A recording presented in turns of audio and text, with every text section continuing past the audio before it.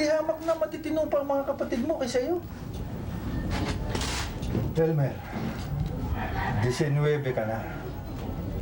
Hindi ka na bata para pagalitan pa.